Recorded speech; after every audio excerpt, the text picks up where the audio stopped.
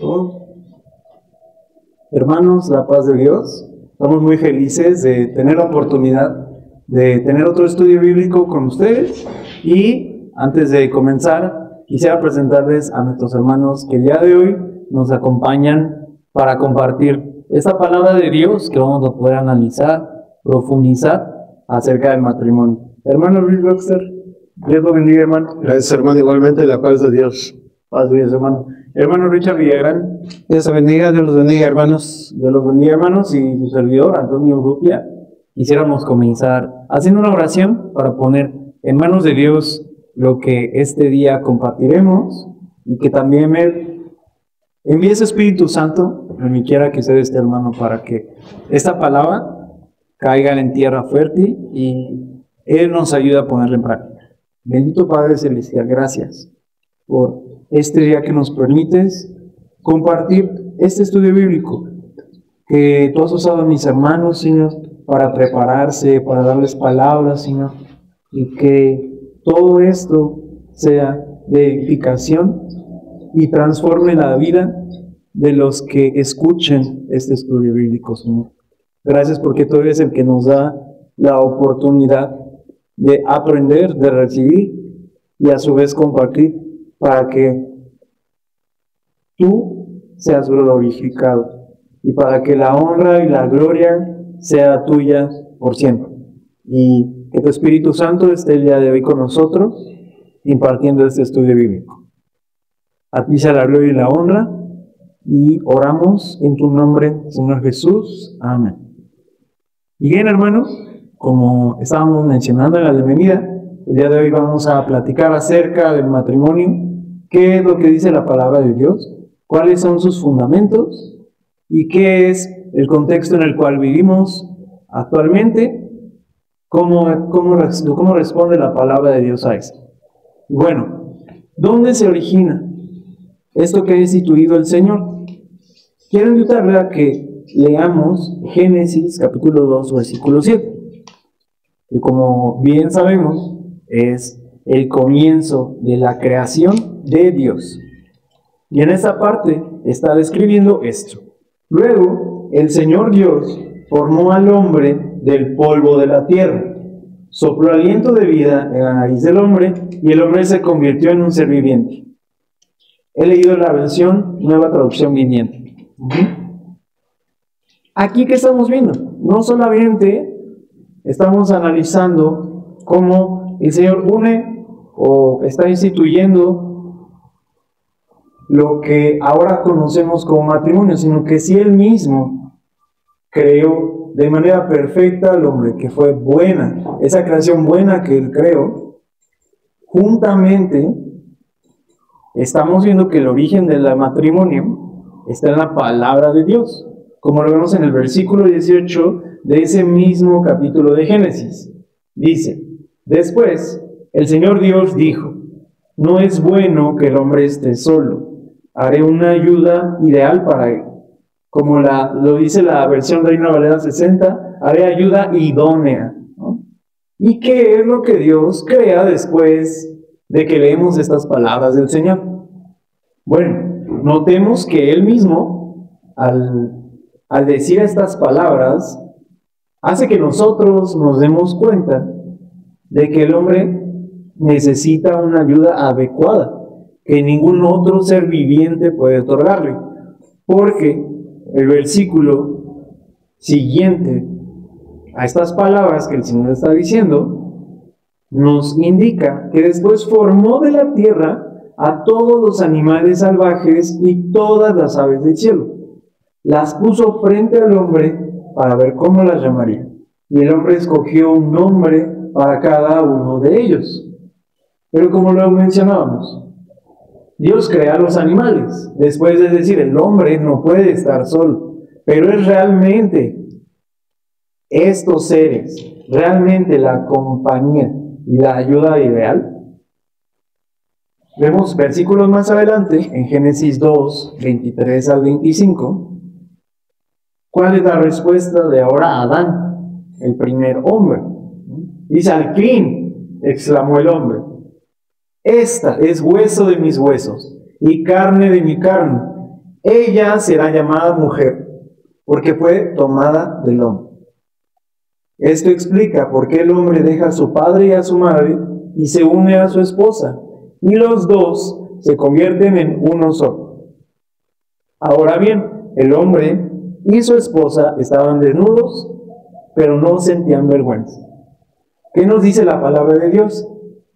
Había una armonía perfecta que Dios creó, en la cual ellos comenzaron a vivir. Y ahora Adán, el primer ser humano, ya contaba con esa ayuda que Dios mismo le entregó. Entonces, como origen del matrimonio, desde el principio, queremos notar y recalcar que es Dios mismo quien creó esta armonía entre el hombre y la mujer, que desde este momento Él lo está instituyendo, este orden.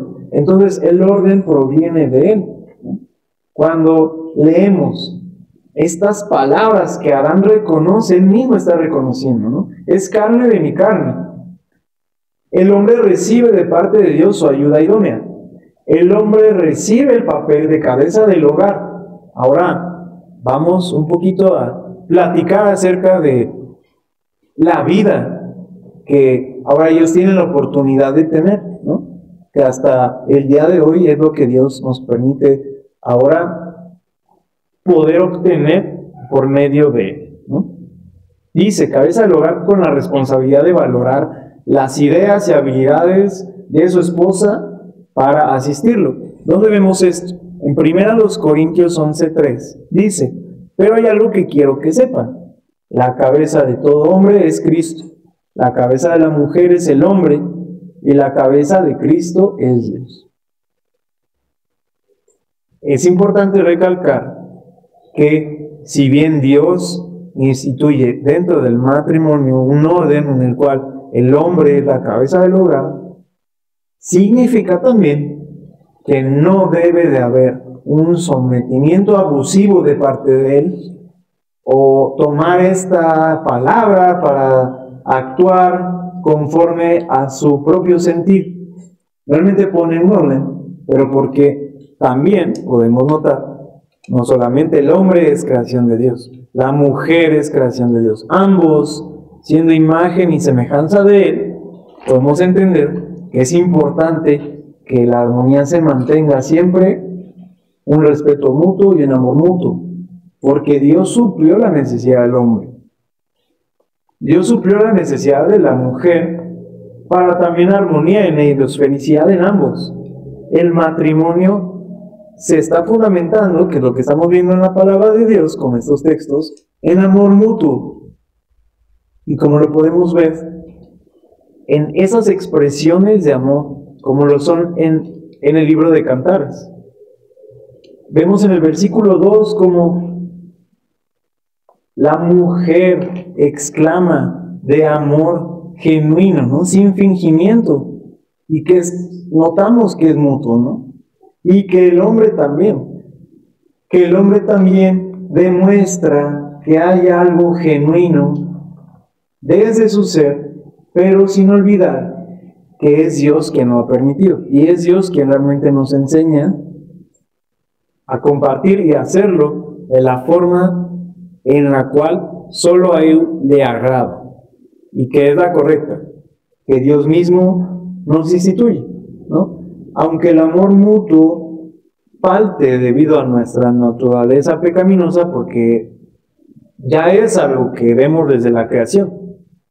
Si escuchamos estos primeros capítulos en Génesis, ¿no? Sabemos que es el capítulo 3 en el cual leemos que hubo una ruptura entre el hombre y Dios. Desde ahí vemos que todo empieza a quebrarse, y por lo tanto esa relación con Dios ha sido rota. Provoca eso, que en el matrimonio ahora pueda haber, debido a esa naturaleza pecaminosa, algo que hasta parece que el amor mutuo se desaparece, desvanece, se va, y que actualmente podamos pensar, bueno, ya es muy difícil encontrar personas que puedan demostrar que se aman, mantener ese pacto que hacen el uno con el otro. Y antes de concluir este punto, que quisiera llevarlo a analizar realmente el origen del matrimonio, antes de ver esta cita, quisiera preguntarle a mi hermano Richard si hay algo que usted nos quiera aportar, hermano, acerca de esa parte solamente del origen del matrimonio. ¿Cómo usted recalcaría esto que vemos en Génesis? Bueno, realmente no podemos agregar más a lo que ya has dicho, simple y sencillamente. La cita que nos habla en Génesis, se habla en Génesis, que Dios creó al hombre y después a la mujer. Pero recordemos que la mujer fue tomada de un costado del hombre. Aquí viene una importancia, desde aquí se marca el fundamento del matrimonio cristiano, porque el matrimonio, lo vamos a insistir mucho en este estudio, el matrimonio en la iglesia cristiana es indisoluble. No se puede cortar porque el hombre lo quiere. ¿Por qué? Porque le están diciendo, tomó de la mujer, tomó del hombre y creó la mujer. Y luego nos dice la Biblia más adelante, los dos son uno. ¿Cómo va a darse el divorcio? Simple y sencillamente nada más ese punto que lo vamos a tocar un poquito más adelante. Gracias, Toyito. A usted, hermano, gracias. Hermano Wexter, yo quisiera también preguntarle con respecto a lo que podemos ver actualmente. Sí estamos analizando que desde el origen Dios creó al hombre y la mujer y fue una creación buena, como la misma palabra lo dice, pero ¿usted considera que actualmente eso se ha mantenido? ¿Es fácil mantenerlo? Y de ser así, ¿cómo podemos mantenerlo? Híjole, en la actualidad yo creo que está y es más difícil el mantenerlo por la ideología que traen ahora los jóvenes.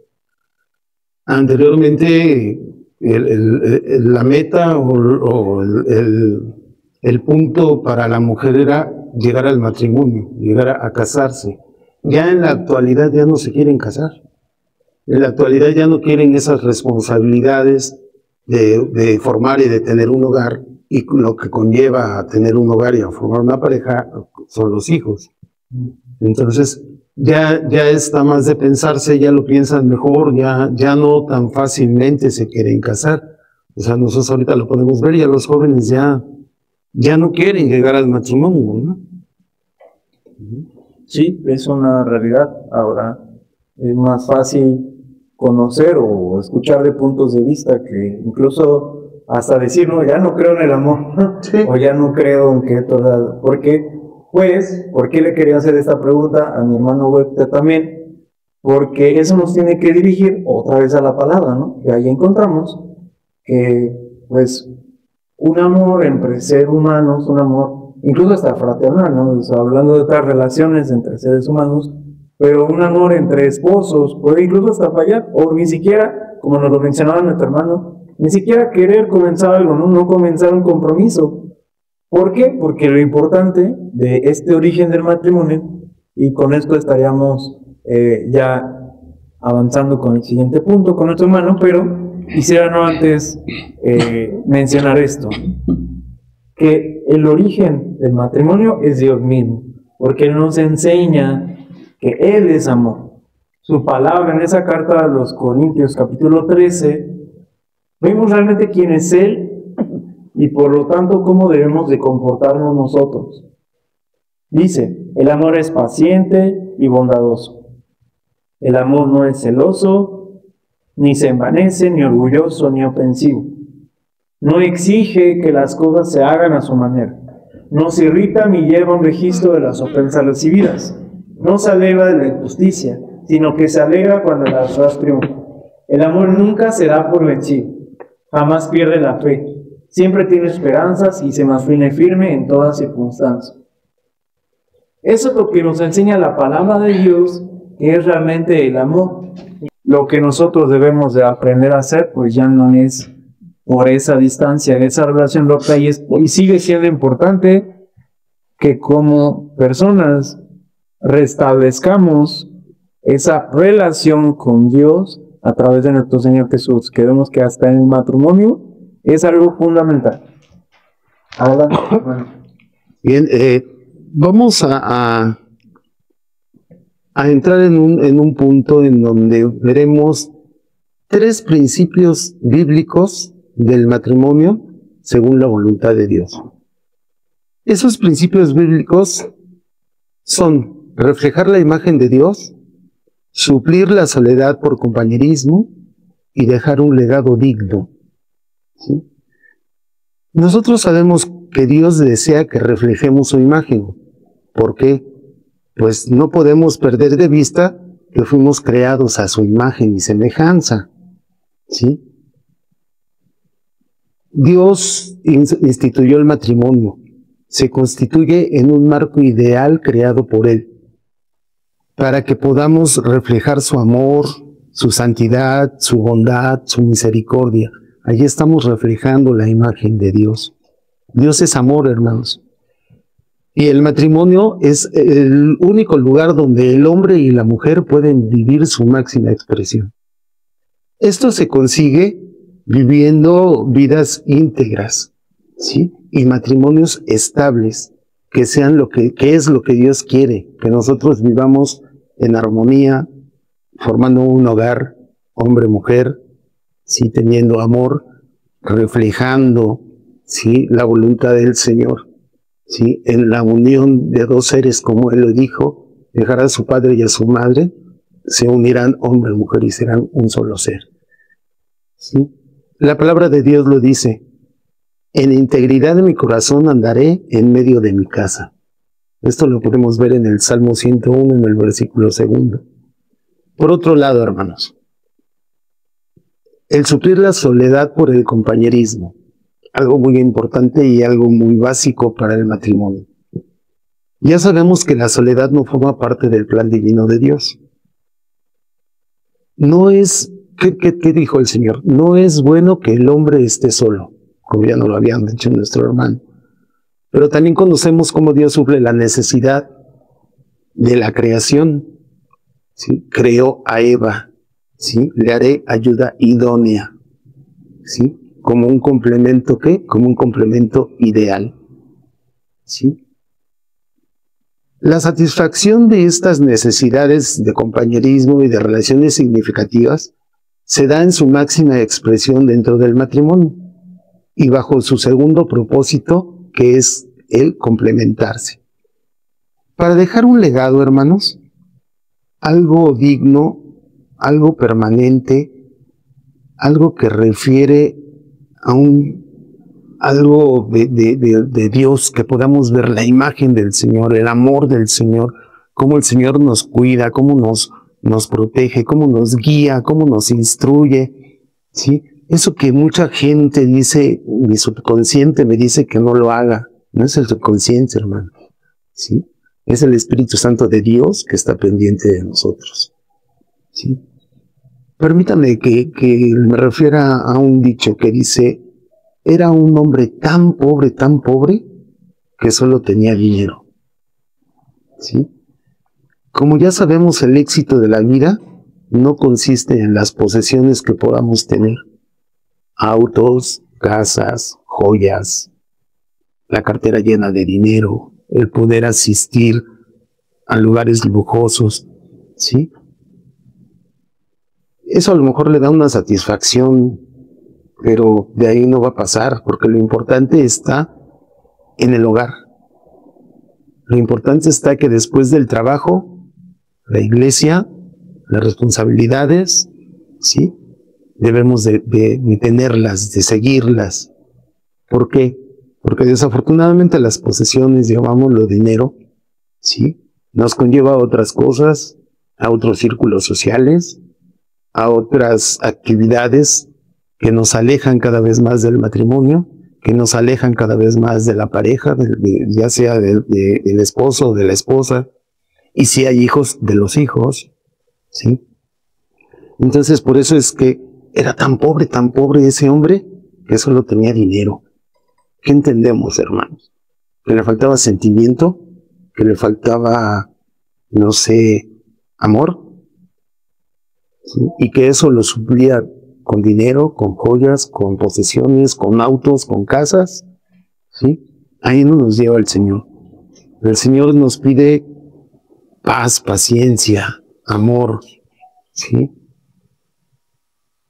Nosotros los padres, entramos en otro punto, somos el primer libro de texto que nuestros hijos leen, ¿sí? Somos el espejo en que los niños se reflejan, lo que los niños miran, ¿sí? Recibiendo el modelo que seguramente ellos reproducirán, ellos llevarán a cabo en sus futuras relaciones de pareja cuando sean grandes. Si nosotros a ellos les enseñamos enojos, pleitos, discusiones, eso es lo que ellos van a aprender. Para ellos eso va a ser normal, ¿sí? Yo golpeo a mi mujer porque mi padre golpeaba a mi madre, ¿sí? Entonces para ellos sería normal. Entonces nosotros somos el reflejo. Los niños son esponjas. Los niños absorben todo lo que ellos ven, no tanto lo que escuchan, sino lo que ven, lo que viven. Nuestras actitudes, nuestro trato entre nosotros, nuestro trato para ellos, los valores que van aprendiendo día a día, nuestro ambiente familiar, nuestra forma de orar, nuestra forma de tener comunión con Dios. Ellos lo van a absorber, lo van a aprender y lo van a llevar a cabo. Es más fácil, hermanos, formar y instruir niños con fe y con amor a Dios que restaurar hombres sin fe y lejos de Dios, ¿sí? Si nosotros en el matrimonio, en la unión matrimonial, nosotros vamos a reflejar amor, vamos a reflejar compañerismo, vamos a reflejar entendimiento, vamos a reflejar comprensión, ¿sí? Eso es lo que ellos también van a reflejar más adelante para cuando formen sus hogares, ¿sí? Van a tratar a sus hijos igual o mejor que como nosotros los tratemos, ¿sí? Van a ser niños, como decimos aquí en la iglesia, ¿no? Niños de cuna cristiana, donde desde pequeñitos se les va a educar y a instruir y a decir y a llevar de la mano hacia el Señor, hacia Dios. ¿Quién es Dios? ¿Sí? ¿Por qué es Dios? ¿Y para qué es Dios? Y le damos gracias a Dios por ser Dios, ¿sí? Nosotros debemos de enseñarles, debemos de llevarlos de la mano, ¿sí? Porque los niños aprenden por imitación, no tanto por lo que oyen, sino por lo que ven. La herencia familiar en cuanto a las normas, valores, vivencias, recuerdos, todo eso forma la mochila que nuestros hijos van a cargar durante toda su vida. Y de esa mochila van a ir sacando lo que aprendieron de la iglesia, lo que aprendieron de los padres, ¿sí? Sacan el amor, sacan la comprensión, sacan el compañerismo, ¿sí? Esa mochila nosotros se las vamos a cargar. ¿Cómo? Con la enseñanza y la vivencia que nosotros les demos, ¿sí? Nosotros, hermanos, debemos de comprender y de entender que reproducirse, complementarse, multiplicarse, esas tres constituyen los tres grandes propósitos de Dios para el matrimonio, ¿sí? Le repito, reproducirse, complementarse, multiplicarse. Los tres grandes propósitos de Dios para el matrimonio. A cada uno de nosotros nos toca evaluar en nuestra propia familia si estamos cumpliendo con tan alto nivel, ¿sí? Pues esto forma parte de nuestras primeras responsabilidades como hombres y como mujeres cristianos, ¿sí?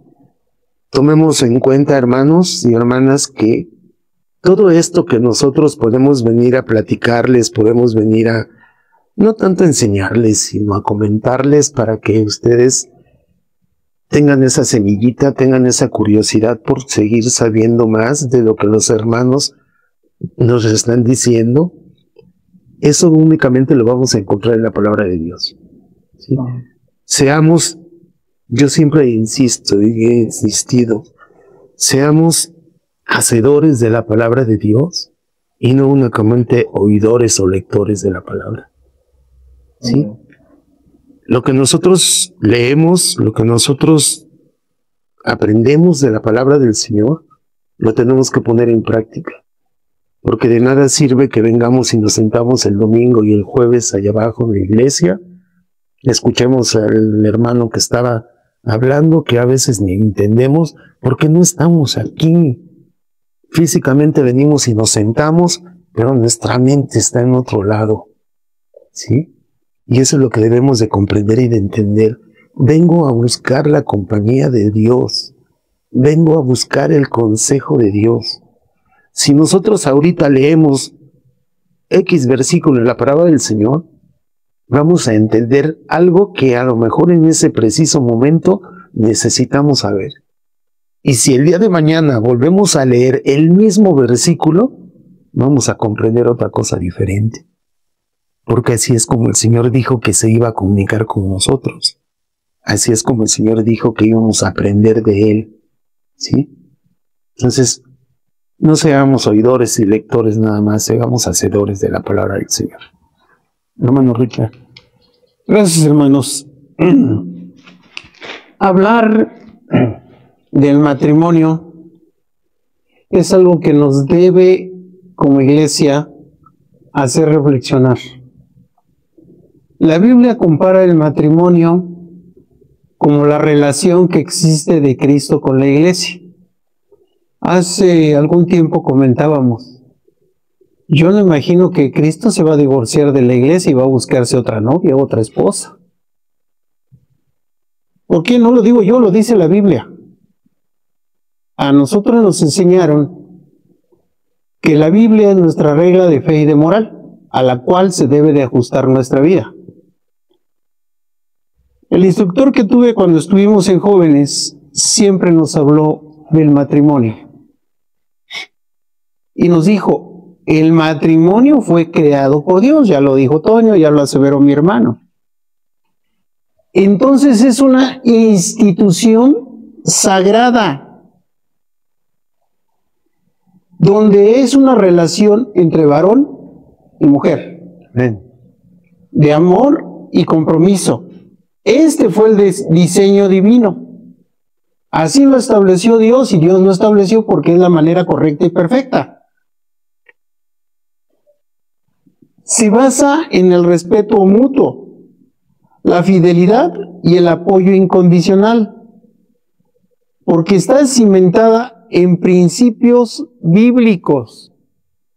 Ojo, principios bíblicos que nos ayuden a cultivar un vínculo duradero y feliz, con lo cual fortalecemos a nuestra pareja y somos fortalecidos.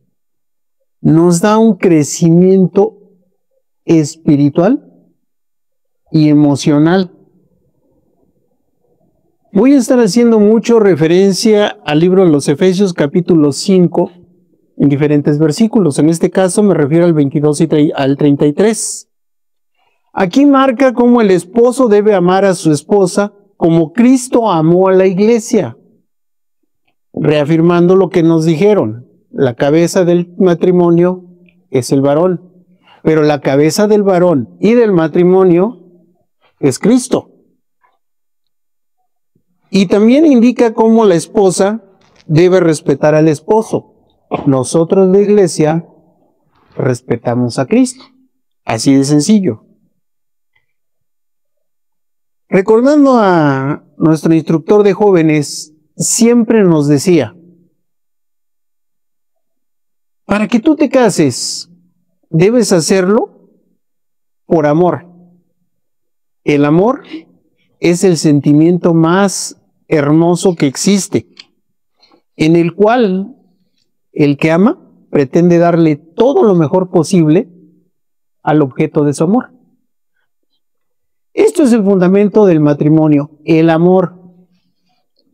Vuelvo a decir y vuelvo a repetir, dice la Biblia, como Cristo amó a la iglesia.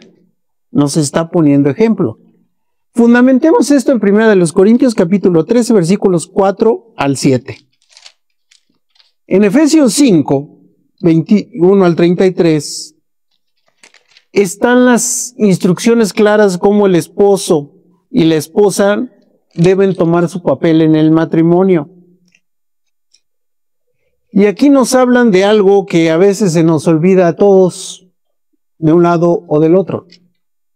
El respeto debe de ser mutuo, sumisión voluntaria y el amor sacrificial son elementos para una relación de matrimonio saludable.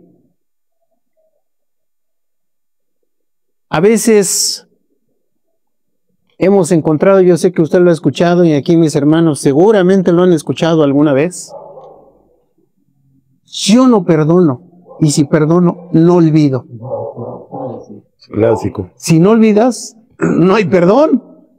Discúlpeme usted, imagínese si el Señor nos dijera, te perdono tus pecados, pero no los olvido. ¿De qué nos sirve? De nada. Estamos todavía en pecado, entonces.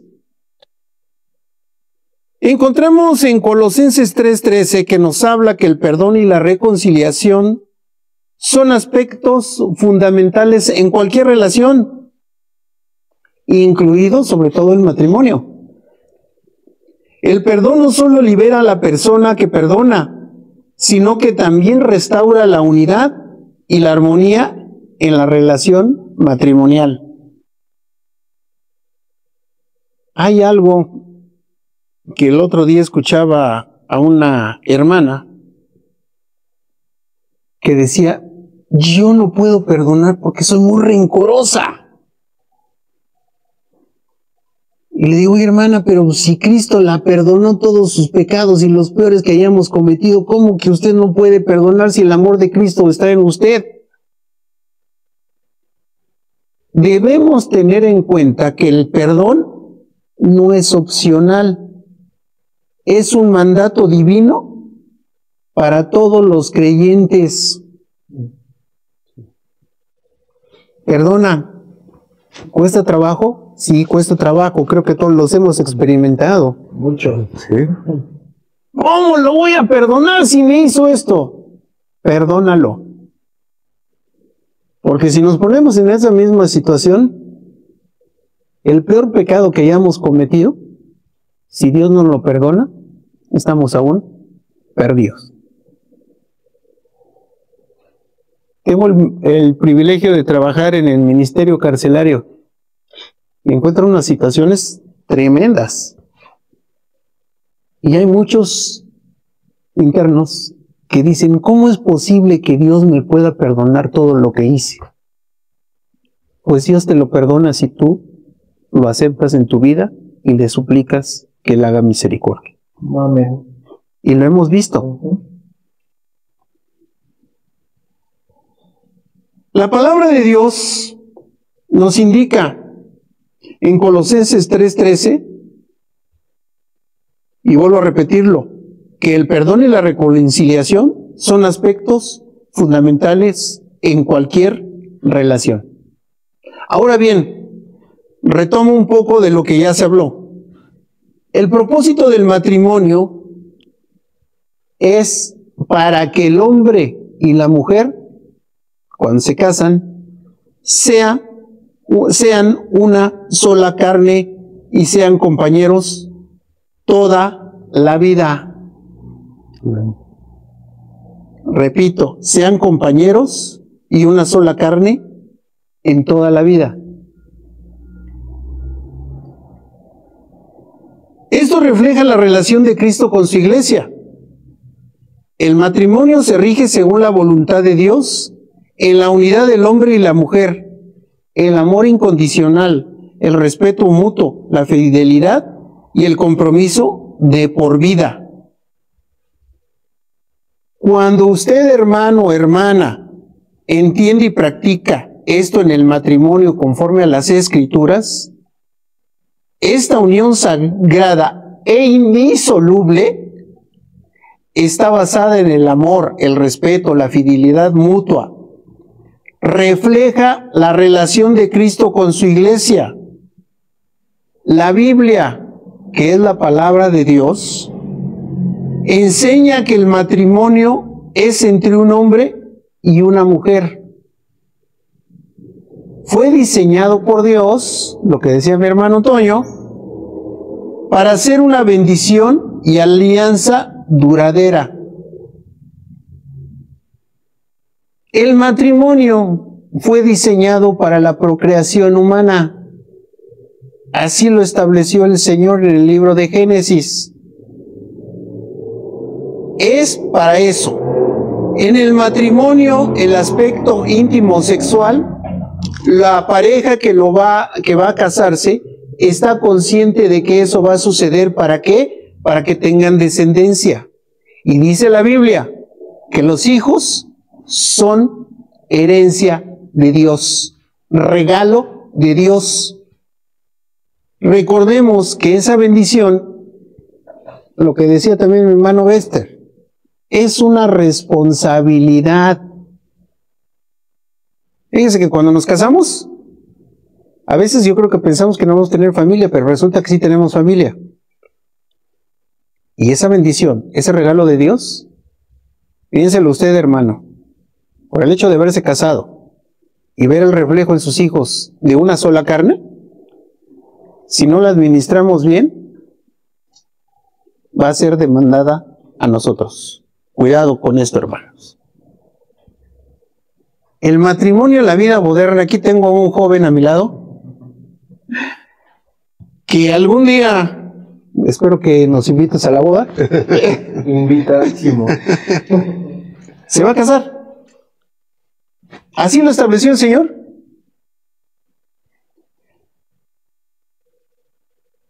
En la actualidad, el matrimonio moderno requiere discernimiento. ¿Con quién te vas a casar? ¿Cuándo te vas a casar? ¿Cómo vamos a estar casados? Pero más que nada, en oración y en la búsqueda de la voluntad de Dios. Y un consejo para los que están solteros y que a lo mejor están viendo este estudio. No os unáis en yugo desigual. Cuidado. En la experiencia que tenemos desde la juventud hasta la actualidad, los hermanos o hermanas que se han casado con personas no creyentes, ha sido un suplicio su matrimonio. Muy difícil. La Biblia nos dice que nos casemos entre creyentes, porque necesitamos como humanos, como pareja, buscar la gracia de Dios para construir un matrimonio perfecto. Hermano Bester y un servidor, tenemos ya tiempo casados y hemos sobrevivido a muchas situaciones solamente por la misericordia de Dios. Sí, amén. Muy, muy difícil a veces la situación. Nosotros, mi esposa y yo, hemos pensado a veces que la economía pues no está como quisiéramos, pero hasta ahí el Señor nos ha ayudado. En la enfermedad de ella o mía, el Señor nos ha sostenido y seguimos adelante. A veces necesitamos el apoyo mutuo. Nos necesitamos apoyar, porque uno solo no puede, es muy difícil. Más no imposible, pero es muy difícil. Pero también quiero que entendamos una cosa. Algún día, alguien me dijo, una doncella, que sus papás parecía que ya no la querían sostener, y es mayor de edad. Y le dijeron, ya búscate con quién te vas a ir a vivir. A ir a vivir, no casarte. Ojo. El matrimonio debe de ser una unión voluntaria. Voluntaria. Yo la deseo, ella la desea. La Biblia nos indica que el matrimonio forzado y la violación no existe, no debe de ser. Segunda de Samuel 13:14. Tanto el varón como la mujer deben dar de su consentimiento para casarse. En este consentimiento aceptan dar al otro todo lo que son como personas sexuales. 1 Corintios 7:2-4. Este consentimiento debe de ser dado con la comprensión de la naturaleza de la institución a la que ambos entran. El matrimonio es por amor, y con el amor se experimentan muchas cosas, tanto agradables como desagradables, como apoyo, como atención. Y el matrimonio, aquí vamos a tocar un punto que en la actualidad se está perdiendo con eso de las leyes de género. El matrimonio debe de ser entre un hombre y una mujer. Es heterosexual. Génesis 1, 27 al 28. Hombre, mujer. No personas del mismo sexo. Ese es un remedo muy mal hecho del matrimonio. Es varón y mujer. Es monogámico. Una sola pareja. Mateo 19, 5 al 6. Otro aspecto que en algunos lugares aquí en México se da con mucha frecuencia y es muy triste. Debe de ser entre un varón y una mujer de diferentes familias. No puede haber una relación porque la consecuencia lo pagan los hijos. Primera los Corintios, capítulo 5. Y aquí viene la parte importante, que yo sé que a los que no son creyentes no les gusta, pero lo sentimos mucho, la palabra de Dios así nos lo marca y los creyentes respetamos lo que Cristo nos indicó, porque es para bien y bendición de nosotros mismos. Un hombre y una mujer, cuando se casan, su matrimonio es indisoluble. Mateo 10, 8 al 9. Hasta que la muerte lo separe. Oiga, hermano, pero existe el divorcio, y el divorcio lo habla también la Biblia, ¿o no? Sí. Sí lo habla. Sí, claro. Claro que lo habla, y sobre todo en el Antiguo Testamento. Pero este primer punto no se puede dar en la iglesia cristiana. ¿Por qué? Porque nosotros nos regimos conforme a lo que dice la palabra de Dios, amamos a Cristo y debemos obedecer a Cristo. ¿Se pueden separar? ¿Un matrimonio se puede separar? Se puede divorciar si quieren firmar papeles de divorcio. ¿Pero qué cree? Si se separan, la Biblia dice que no se pueden volver a casar. Es que quedé libre. Sí, quedaste libre, pero no te puedes volver a casar. No lo digo yo, lo dicen las Sagradas Escrituras. Mateo 19, 3 a 9. El matrimonio es un pacto demasiado fuerte que el hombre o mujer no pueden romper. Mateo 19, del 9 al 10. Y aquí voy a hablar rápidamente de algo. ¿Se acuerdan ustedes de sus votos matrimoniales, hermano? ¿Cuándo se los dieron? Prometes delante de Dios y de la iglesia, y nos los marcan todos lo que nos dicen. ¿Es tu voluntad y estás, sí, y enamorados y contentos? Sí. Ahora sí, no le encontramos ningún defecto y decimos sí. ¿Qué cree? Estos votos se nos lo dicen de la siguiente manera: delante de Dios y la iglesia por testigo. ¿Aceptas esto? Es un voto no para la iglesia es testigo. Es un voto para Dios. Y en Éxodo 27 dice que no daremos voto o juramento falso delante de Dios. Y para rematar, Levítico 19, 12. Simple y sencillamente, si tú ya diste tu palabra, ya no hay forma de que puedas justificar el divorcio para volverte a casar. Matrimonio indisoluble hasta que la muerte los separe. Si uno de los dos fallece, el que sobrevive puede volverse a casar. Mientras que está vivo la pareja, no se puede volver a casar. Se puede separar, pero no se puede volver a casar. Yo sé que a algunos de los oyentes no les va a agradar esto, pero le vuelvo a decir, conforme a lo que dice la palabra de Dios, tenemos que ajustarnos a ella. Hablando de la ley de género, de los matrimonios de género, esto se llama homosexualidad. Y la homosexualidad es una práctica que va en contra del plan de Dios para el matrimonio. Léalo usted en Levítico 18, del 20 al 13. Y aquí el versículo 22 es muy claro. Aquí se condena como una abominación delante de Dios. Abominación, algo que Dios rechaza. Ahora hasta nos quieren castigar por decir y no hablar conforme a la ley de género, pues lo sentimos mucho, pero nos regimos a la palabra de Dios. Levítico 20, 13 y Romanos 1, 27. El Señor Jesucristo establece que el matrimonio es monógamo, como la norma que es en la iglesia cristiana, Mateo 19, 5 al 6. En general, se rechaza la poligamia como una práctica que va en contra del plan de Dios para el matrimonio.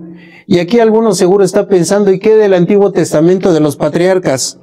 Tiene usted razón, Dios lo permitió por alguna situación, que Él lo tenía en su plan. Pero si se da cuenta usted, todos los problemas que tuvieron los patriarcas por ser polígamos. A veces no se ponen a pensar todo lo que padeció Israel. ¿Cuántos problemas tuvo con sus 2 mujeres? Sí. Y con todas sus concubinas? David, ¿cuántos problemas tuvo por los hijos que tuvo con todas sus mujeres? Por eso el Señor nos establece que una sola esposa, un solo esposo, porque también el Señor no quiere la poliandria, que es lo contrario de la poligamia. ¿Por qué decimos todo esto? Porque el amor de Cristo con su iglesia se asemeja al amor de un marido por su mujer, que refleja un vínculo muy profundo, personal y sagrado. El Señor Jesús ama a la iglesia a pesar de todos sus defectos. Sí, somos muy defectuosos. Sí. Ahorita sí, al rato no. Ahorita te amo, Señor, y al rato estoy haciendo lo que no debo. Pero Él nos ama y nos sigue sosteniendo, ilustrando su capacidad de perdón, destacando su gracia y la pureza de la iglesia. ¿Cómo está nuestro matrimonio, hermanos? ¿Cómo piensas establecer tu matrimonio, tú joven, cuando lo formes?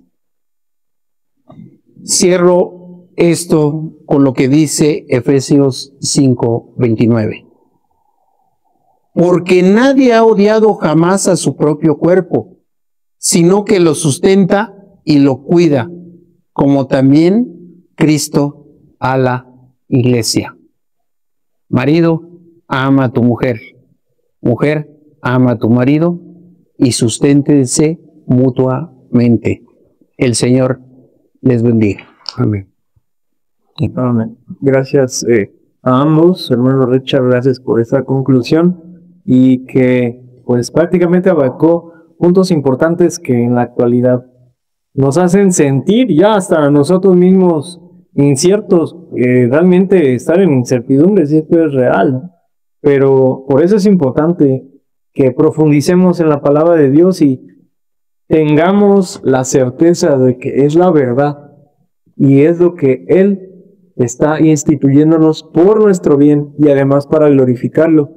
Hermano Webster, ¿le parece bien si nos despide con una oración para darle gracias a Dios? Claro que sí, hermano, por supuesto. Gracias, hermano. Vamos a poner en manos del Señor y a darle gracias porque nos ha permitido hablar de su palabra, porque tenemos el privilegio de tener su palabra en nuestras manos. En muchos lugares no lo tienen. Así como estemos, inclinemos nuestro rostro y digámosle: Padre Santísimo y amado Señor, te damos infinitas gracias por estos momentos que nos has permitido, Señor, en donde tú nos has asistido, Padre Santísimo, para poder hablar de ti, de tu palabra, Padre mío.